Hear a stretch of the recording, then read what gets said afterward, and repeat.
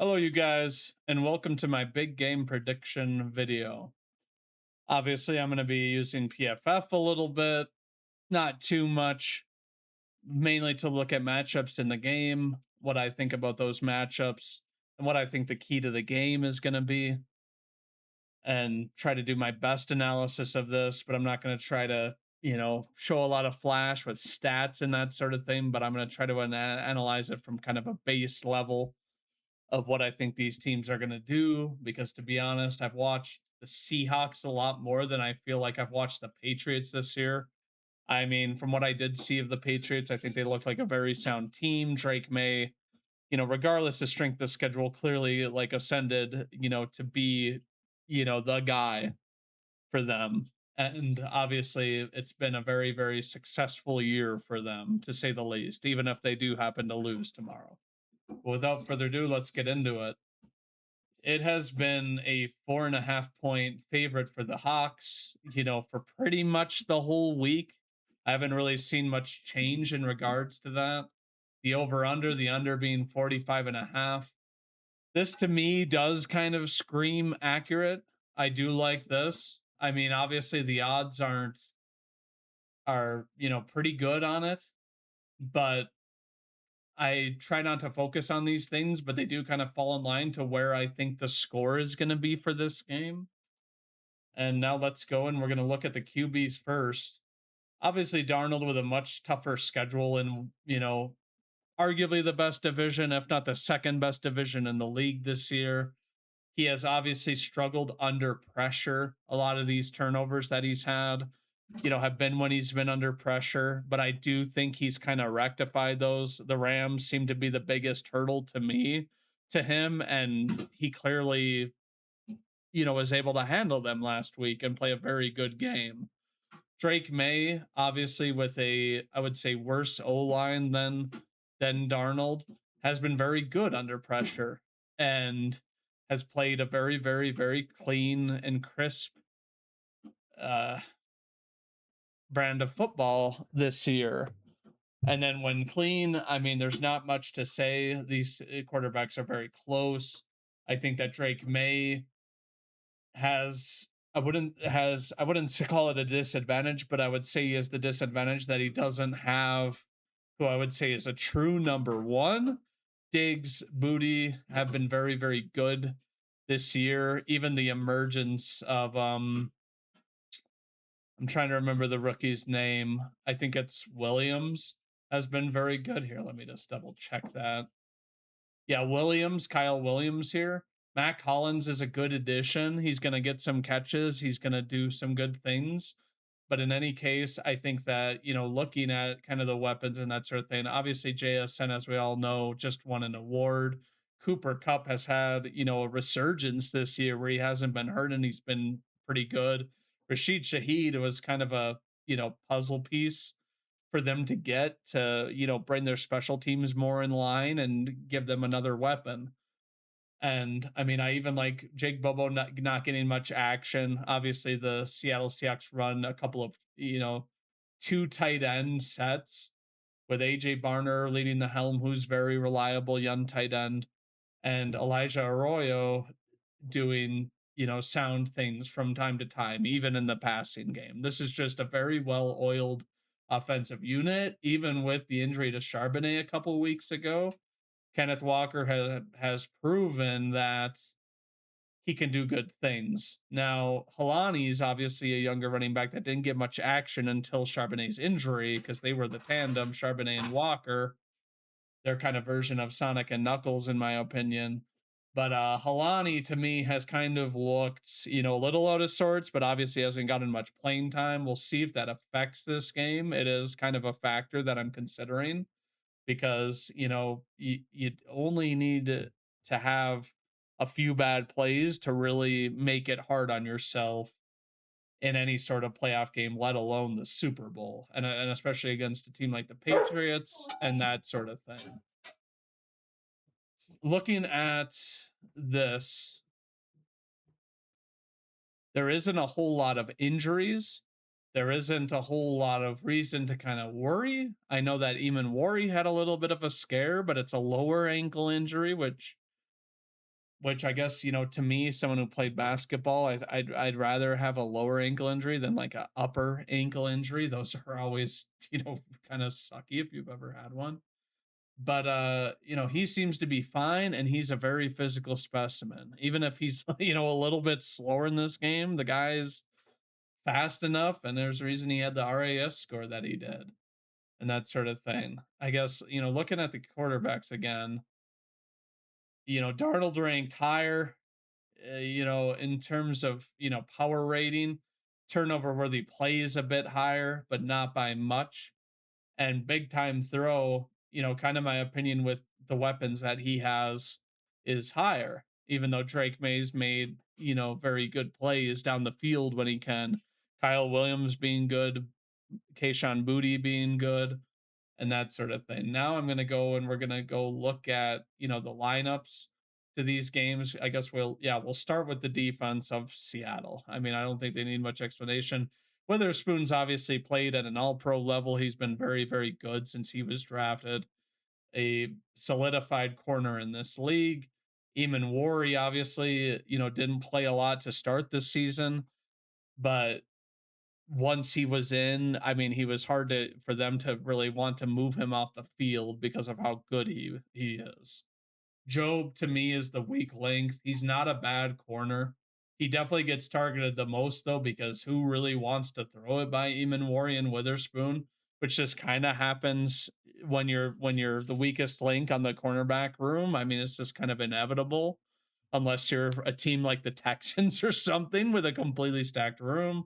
Obviously, Rick Woolen is another one that has, I wouldn't say moved into the back. He still sees a good amount of playing time, but I think because of his hot headness as well as his, non-tackling abilities, he's usually only used in coverage situations with his 6'4" height and his blazing speed.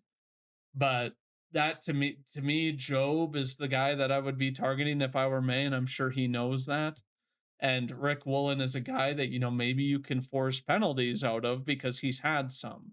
Like last week when he got the personal foul for, taunting or whatever it was on the Rams, sideline.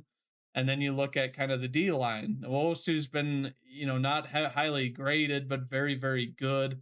And then you have these other three. Murphy's a dog.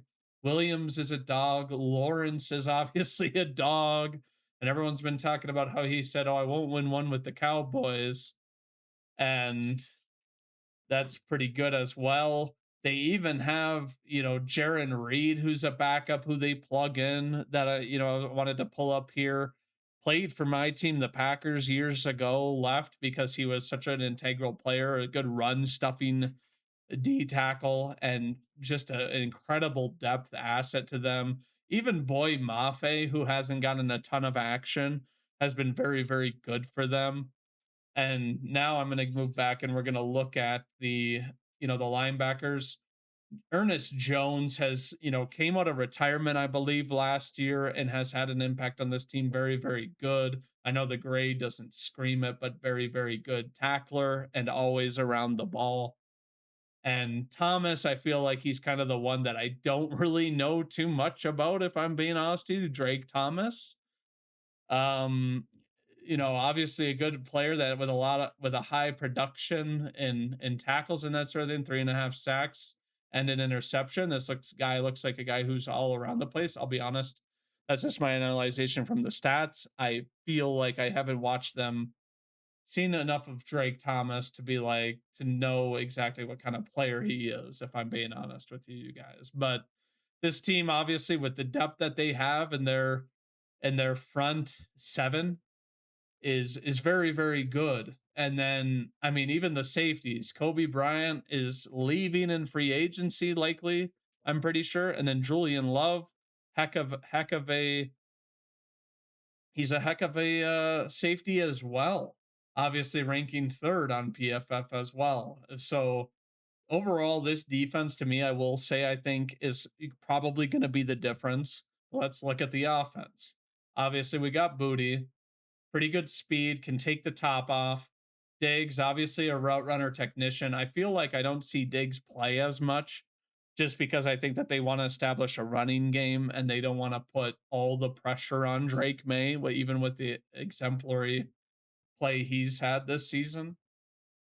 But I think that Diggs is going to need to have a big game this game, against some tough competition.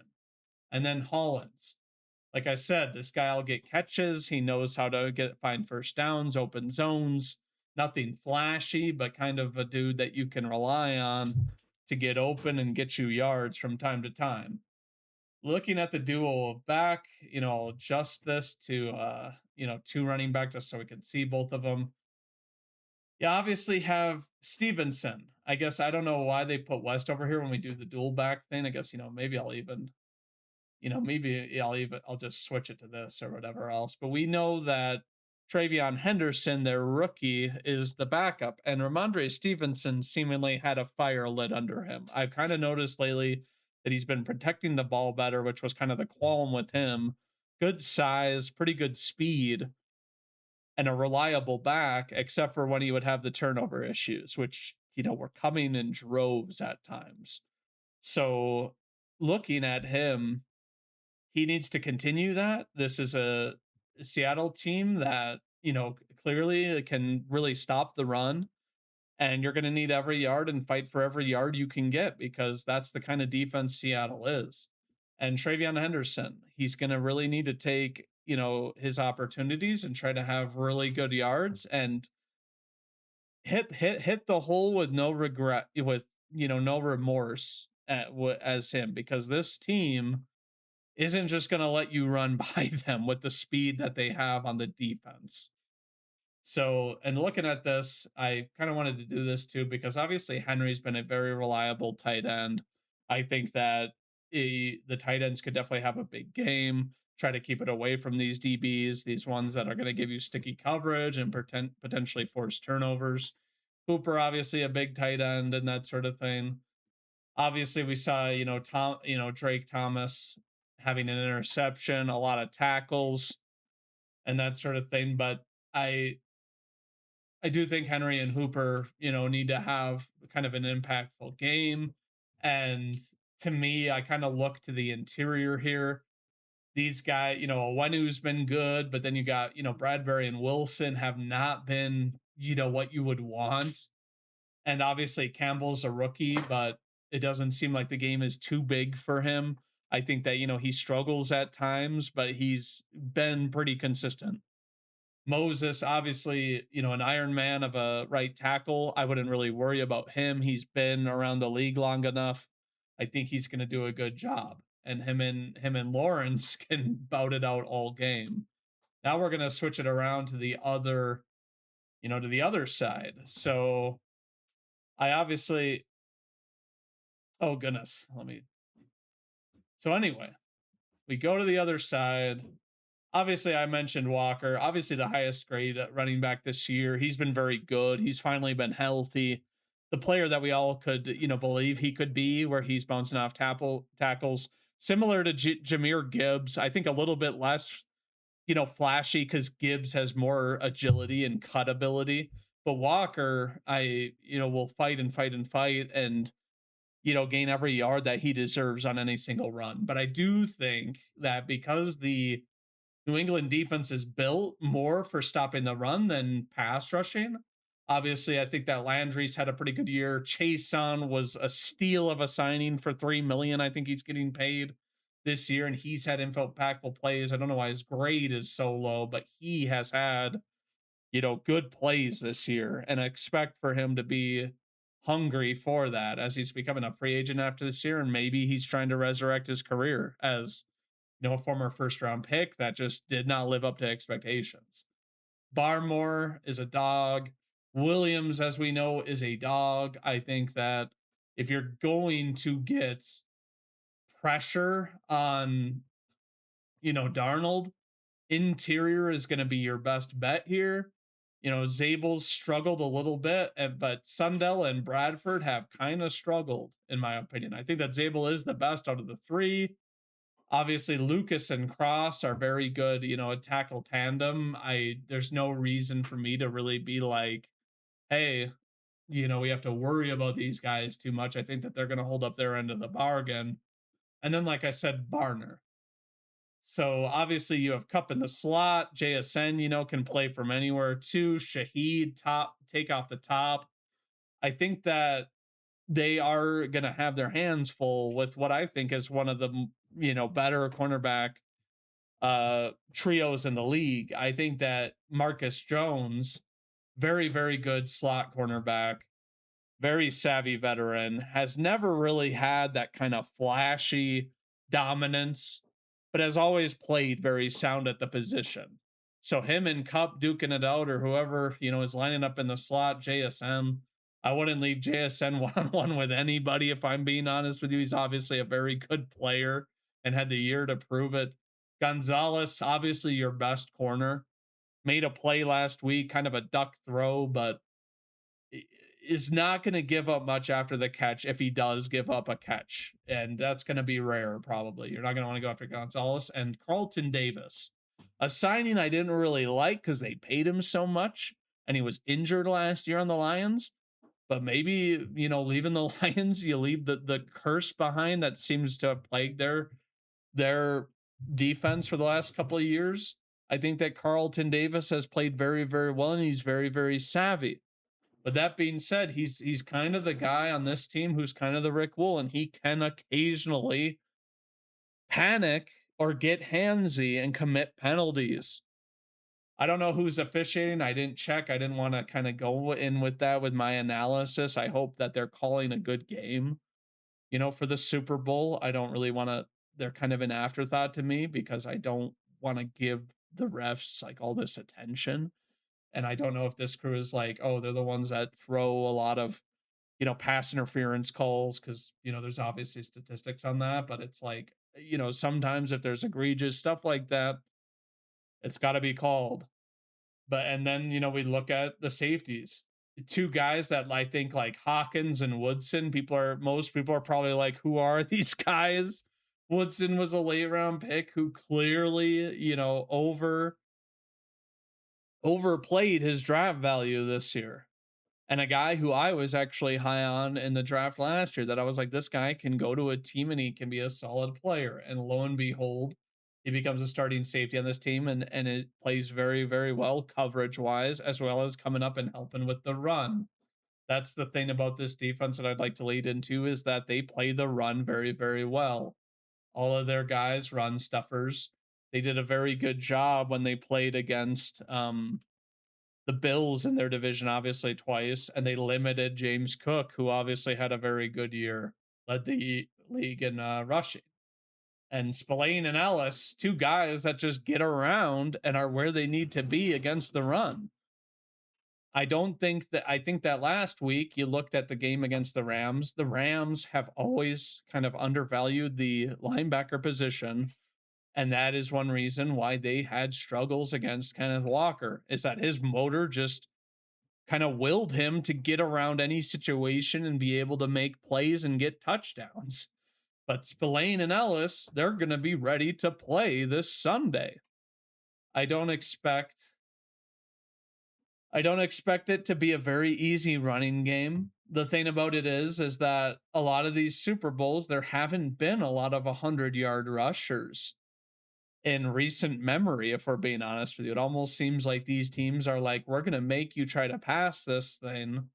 We're going to try to make you pass this thing more than 5 yards on third down. It's just the way it is, which is another factor into this game. But looking at this team, you have Arroyo, who doesn't really catch that much but is in the run blocking scheme. I like this by them. I think it's smart. I think you're creating mismatches when you're putting this many big bodies on the field. Barner has just been a very good up and coming tight end. Nobody really talks about him either, but he does make plays that really help his team down the line, a good amount of the time. A very big target in the end.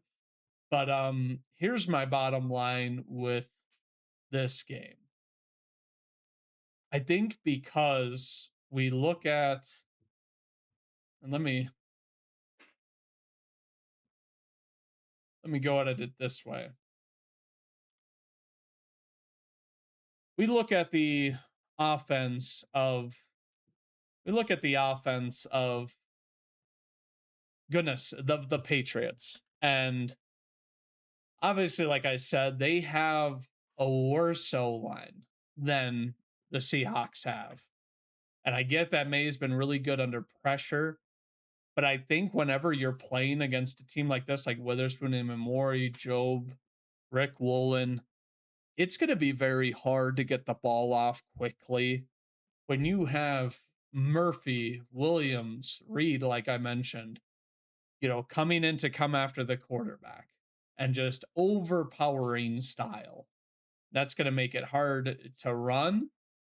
It's going to give opportunities for these other guys to come in and make tackles because these guys really do swarm and fly. The reason I think the Seahawks are going to win this game is due to their defense. I think that offensively you look at the Seahawks, and I think that Darnold is not going to have necessarily all day every single play, but the pass rush is going to be significantly worse than what the Seahawks bring to the Patriots offense. And I think that they're just going to be able to get their points. The fact that they have a really good returner to bring back kicks in Rashid Shaheed, and the fact that they just have a bit more pizzazz on the offensive side with JSN Cooper Cup being just very good this year and very reliable, not having to carry the workload. Maybe that's helped him, but I think that the Seahawks are going to win this game due to that fact. And the matchup, is kind of all in favor, which almost seems too good to be true. Like Super Bowl Sunday, anything could happen, but that's kind of my take. I think that Drake May is going to be faced with a defense that he hadn't played all year. I guess we can go and we can even look at, their schedule again. I'm sure people have seen this and that sort of thing. But you kind of look at this and it's like, what is the closest defense amongst here? All of their games, Baltimore, you can't really say Buffalo. Have they really played any sort of defense to me that is going to be like, good in the coverage and good in the pass rush? Not really. They did beat Denver, but the thing is that Denver just didn't do anything offensively. So it's like this game, I'm kind of omitting this game.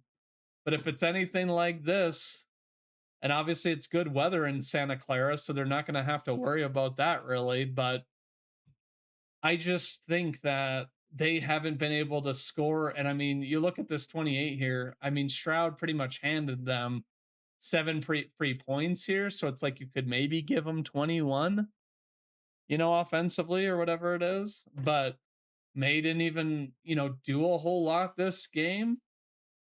So you kind of look at this and it's like the last time May had over a 200-yard game was obviously against the Chargers, who did have a pretty good defense, but I don't really think they have the secondary that this Seahawks team does.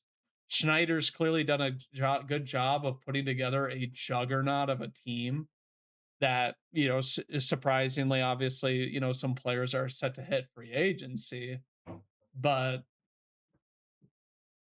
I just think that the Seahawks, couldn't have a better situation in terms of matchups than this one potentially. I guess, you could argue some of these other teams that lost and that sort of thing, but with the way the path happened and with the teams that made it and that sort of thing, I think the Seahawks, they just need to play with that same intensity they've been playing the whole year. And I just think it's going to be way too hard and way less than what the Patriots are going to be able to gain in order to win this game. So I'm going with the Seahawks. And in terms of a score prediction, let me go. Let me go with 20. No, let me go with 30 to. We're going to go with 30-17. So I'm not abiding by I guess the under is what it's projecting. I'm going a little bit higher. But 30-17, I'm trying to give the benefit of the doubt to the Patriots, but I really do think that May hasn't played a defense like this year. Because they really are, I mean, unique in the fact that, yeah, they're not like the Texans where they have two great edge rushers. Granted, Lawrence and Nwosu are good, but they provide a very consistent pressure all game to get a quarterback off his spot. And, we'll really see, if May can overcome that, which would be impressive. But otherwise, I want to thank you guys all for watching and tell me what you think is going to happen down in the comments.